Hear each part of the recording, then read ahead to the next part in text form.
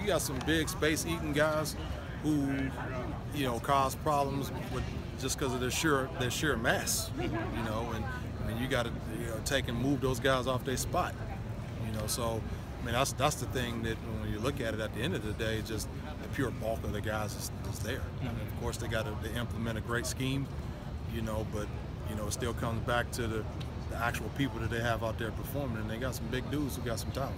How's Steven right now?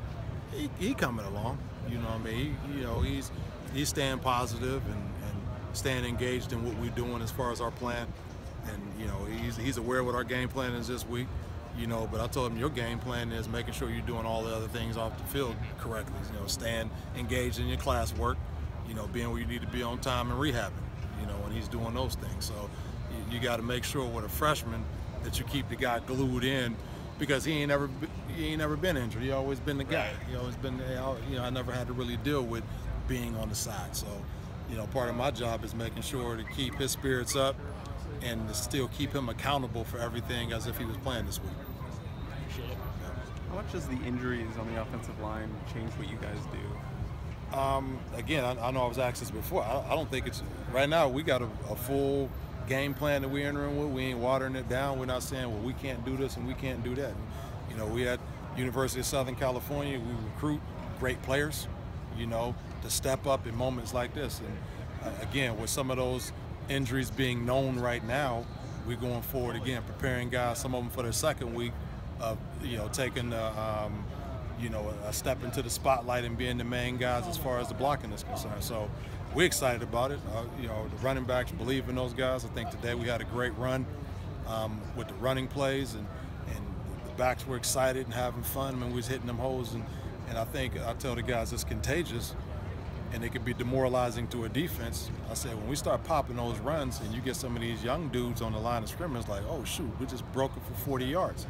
You know, it adds to their confidence as opposed to a 1 yard gain, especially if it's the running back's fault. That's what I told our guys. I said, we got to be tight at all times because we want to make sure the confidence of our O-line is high.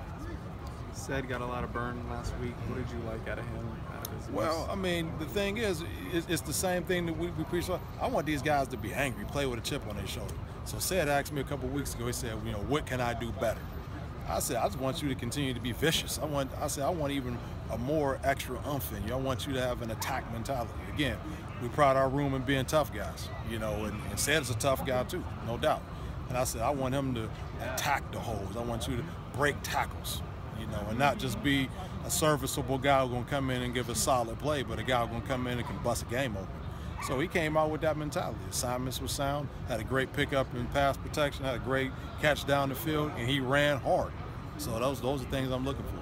Now you said the running backs write down their goals when they come in to the meetings. Yeah, so when we come in the room, right on the wall it says, "Today I will." You know, and they say what they're gonna work on that day.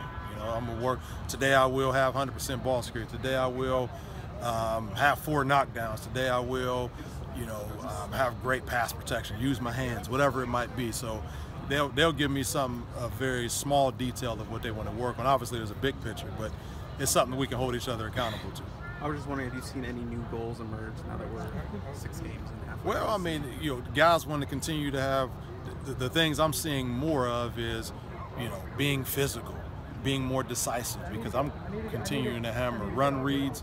You got one guy that you're reading, you know, and really just being full speed decision makers. And we've seen a lot more of that today than we had in the past. Not that we weren't full speed before, but I think that this week and the end of last week and this week, I've really been hammering the full speed decision making process and being able to burst through them holes.